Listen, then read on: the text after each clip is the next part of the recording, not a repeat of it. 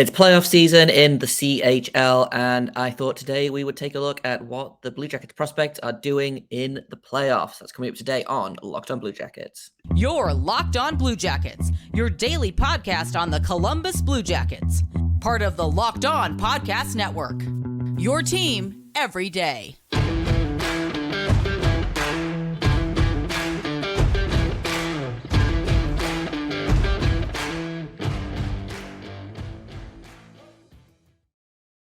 Hello and welcome to Locked On Blue Jackets, part of the Locked On Podcast Network, your team every day. I am, as always, your host, Jay Foster, here to bring you news, stories, the good, the bad, and the ugly for your favorite team and mine, the Columbus Blue Jackets. Speaking of ugly, yesterday's game, or Tuesday's game, was real ugly, so we're not going to focus on that. We are going to focus on the future. We're going to look at prospect today. We're going to look at which prospects in Blue Jacket system are taking part in the CHL playoffs, what their chances could be, how their seasons have gone, things like that. We've got a handful to get through.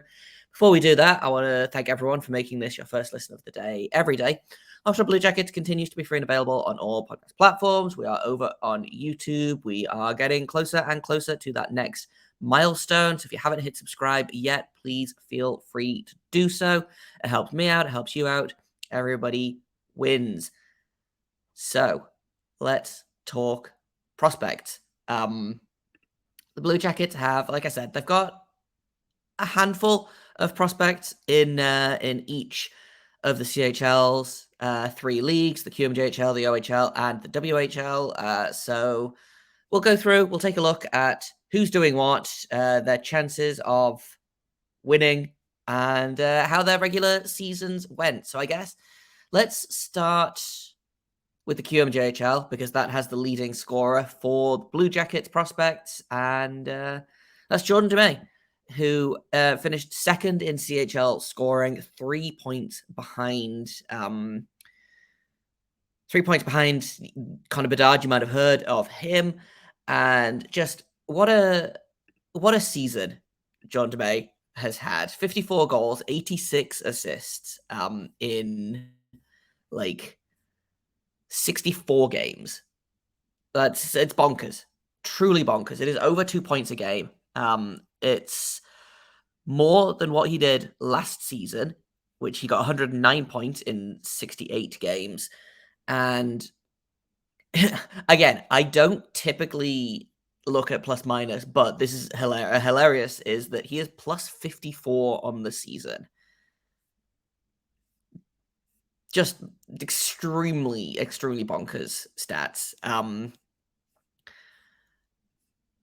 don't even know what to say about this kid. Yeah, he's small. He's 5'9", 175 pounds. He could be a difference maker in the NHL, you know? And I don't know that he's going to hit like Johnny Gaudreau levels of, short king icon, but he's really a really exciting prospect to watch. They are going to be playing, he plays for the Halifax Mooseheads. They're going to be playing the Cape Breton Eagles in the playoffs. And honestly, I feel pretty good about Halifax's chances. They're the number 2 seed in the entire QMJHL. The only team better than them is the Quebec Rampart. So we'll see how it goes. Their playoff series starts tomorrow. So we will bring you regular updates on these players as and when they advance or get knocked out. But starting off strong with Jordan Dumais, who is I'm willing to bet is going to be a point per game player in these playoffs, no matter how, depending on how long they are. Last season, he only played 5 playoff games. He had 2 goals and 4 assists in that time. Halifax did not advance, but they loaded up this year. He's playing on a line with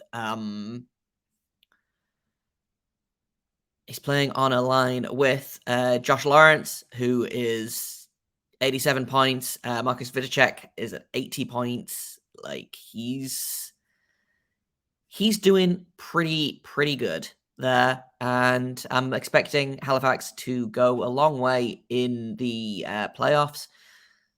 The other player in the QMJHL playoffs for for the Blue Jackets is, I've lost my list. Where have I put it? Is James Malatesta, who I believe was like a second or a third round pick of the Blue Jackets a couple of years ago. He was a fifth round pick in 2021.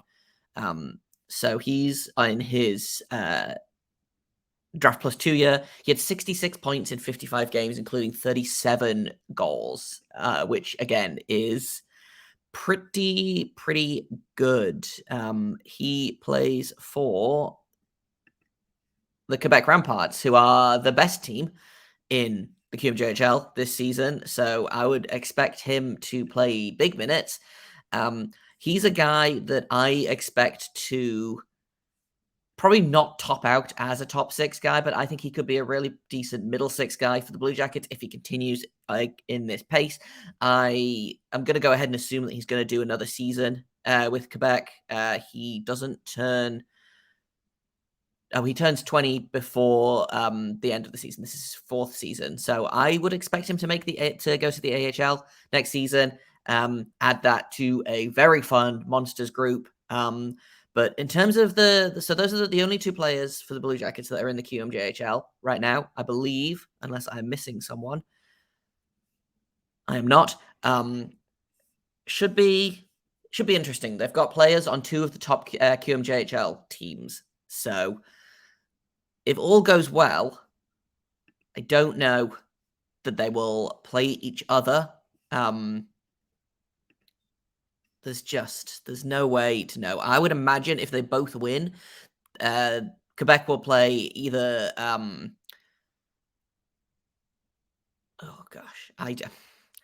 They won't play each other until the semifinals. If both of them get through, which is going to make for a really exciting semifinals for Blue Jackets, at least. I would assume that they are going to be paying close attention. Those are probably two of the top 5 prospects in the Blue Jacket system in the QMJHL, which is really fun. Malatesta is a really fun name. He's a guy that I think has underrated potential, and I'm super excited to see what he does in both the playoffs and next year if he hits the AHL, which I assume he will because he turns 20 in May. In a minute, we're going to move on. We're going to talk about the OHL, and we've got a couple more prospects in there that are going to be I'm going to be keeping a close eye on, one in particular. So we're going to do that in just a minute. But first, I've got to tell you all about FanDuel, because the March Madness tournament is heating up. There's no better place to get in on the action than FanDuel, America's #1 sportsbook. Right now, FanDuel is giving new customers a no-sweat first bet up to $1,000. That is up to $1,000 back in bonus bets if your first bet doesn't win. Just go to FanDuel.com/locked on. Sign up today to claim your no-sweat first bet. You can wager on everything from the money line to point spreads to, I bet you could even bet on CHL playoffs if you wanted to, which I might actually do. All on an app that's safe, secure, super easy to use, so don't miss your shot at a no-sweat first bet up to $1,000 when you join FanDuel today. Just go to FanDuel.com/locked on to sign up. Make every moment more with FanDuel. Let's talk OHL, because like I said, the Blue Jackets have 2 prospects that are in the OHL. Both are in the playoffs. So let's talk Luca Del Bel Belluz first, who is a guy that they took in the second round of the 2022 draft, 44th overall. Got traded to Sarnia halfway through the season. Sarnia, again, was one of those teams that really loaded up. They are the 3rd seed in the West. I believe they're going to be playing the Guelph Storm. But Luca Del Bel Belluz is, again, he's another one of those underrated guys, I think. He's got 87 points on the season, 40 goals, 20 with Steelheads, 20 with the Sarnia Sting. And again, feels like he could be a difference maker. He was traded when Sarnia loaded up at the deadline. Yeah.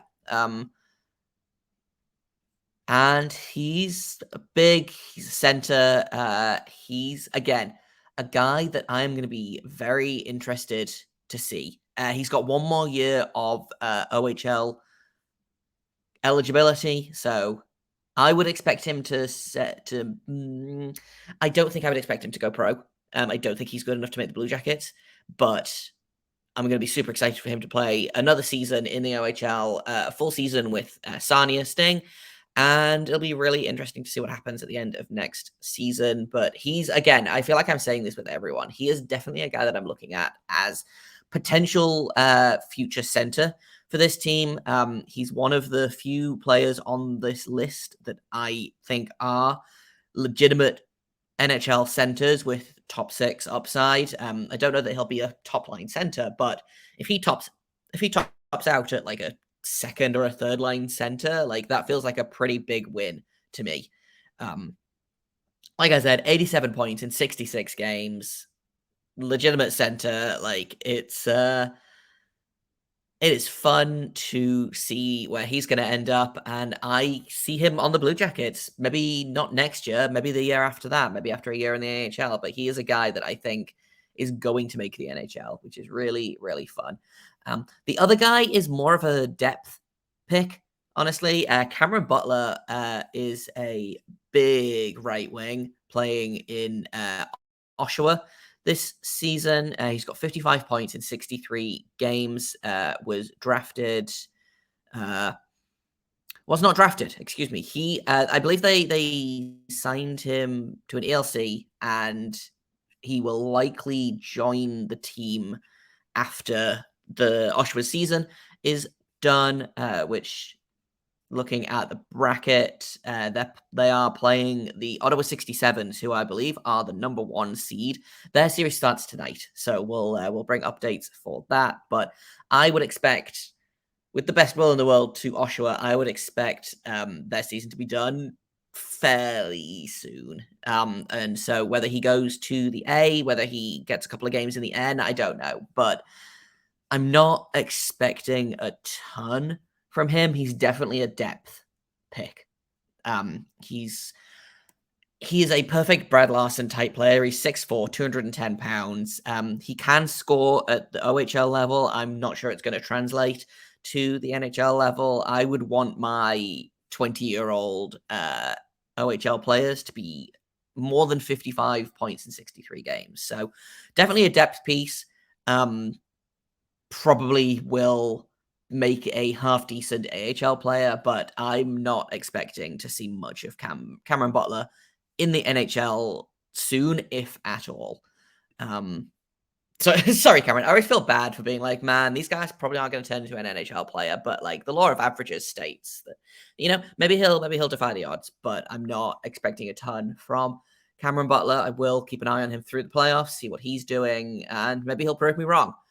I believe that is our only 2 OHL prospects. In a minute, we are going to talk about the WHL and the player that I think probably has the best bet of making the Memorial Cup weekend.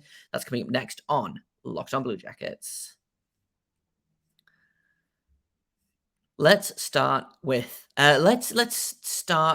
not the biggest name on this list, actually, because we have 2 players on the Regina Pats, and we have 1 player in Moose Jaw. So let's talk Denton Mateychuk. He is the assistant captain of the Moose Jaw Warriors, or the no, I believe he's the actual. He wears the C for the Moose Jaw Warriors. As a defenseman, he has 65 points in 63 games.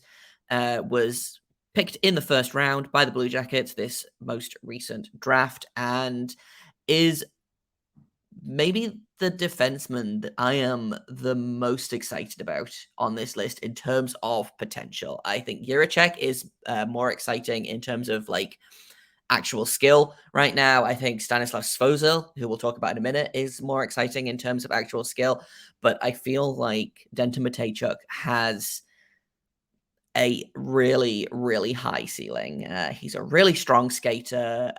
He was extremely noticeable in Traverse City. Feels like Werenski light, which if you can get a second Zach Werenski, like that feels like a pretty good bet for me. Like I said, 65 points in 63 games, is wearing the C for Moose Jaw. They are going to be playing the Lethbridge Hurricanes in the Eastern Conference of the WHL playoffs. They are the 4th seed playing the 5th seed. Their series starts tomorrow. So again, I will be keeping a big eye on Denton Mateychuk. I'm expecting him to maybe not go pro next year because, I mean, he doesn't turn 19 until July even, but he's definitely someone that could shock everyone at training camp. Like, I feel like looking at the list of prospects that the Blue Jackets have that are kind of in that grouping, if any of them are kind of poised to make the NHL next season, like, my money's on Denton Mateychuk. I could see Stanislav Svozil coming over and spending some time in the A to develop, but same with Del Bel Belluz, who actually, he can't. He's got one more year before he's AHL eligible.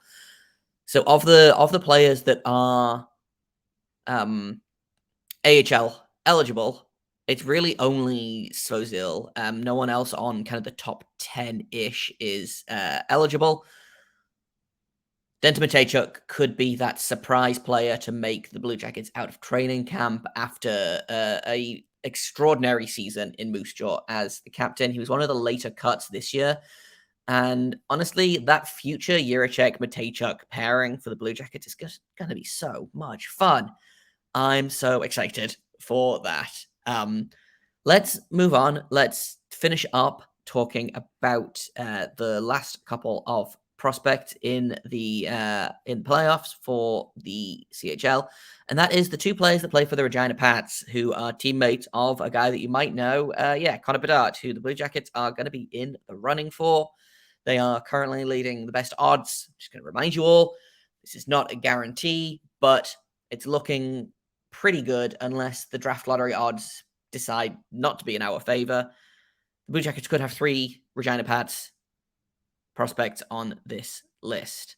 So that's exciting. Excuse me, I have made an extremely big mistake. Not extremely big. I thought Martin Rysavy played for Regina. I had that written down in my notes. Why? Couldn't tell you. He actually plays for Moose Jaw. 33 points in 47 games this season. We'll get to the Regina Pats in just a minute. Played on that Czech World Juniors team that just almost shocked everyone. Got a silver medal. Another depth piece for the Blue Jackets. 7th round pick in 2021. Could be a depth piece for the Blue Jackets. I'm anticipating that he'll be a half-decent AHL guy if he does make that. Probably he's turning pro. He just turned 20 a couple of weeks ago, so he'll be turning pro as soon as his season with Moose Jaw is done. Could be an interesting depth piece for the Monsters as they kind of gear up to make the playoffs. I believe they're currently sitting a point out of playoff contention. We'll take a look at the Monsters in probably tomorrow's episode, actually. But Rysavy doesn't project as an NHL player to me, but is definitely a decent depth pickup, I think. Oh, no, can pick up. He's a depth draft piece that, if you get an NHL player out of a 7th round pick, even if he, only plays a couple of seasons or if he only plays on the 4th line, like, that feels like a pretty solid pick to me. Now we can talk about the Regina Pats because I'm doing fine over here. I'm doing my best. Stanislav Svozil is the highest scoring defenseman in Blue Jackets prospect. He's got 78 points in 56 games, 11 goals, 67 assists. Now, a lot of people are saying that this is just because he plays with Connor Bedard. And, that's probably part of the reason.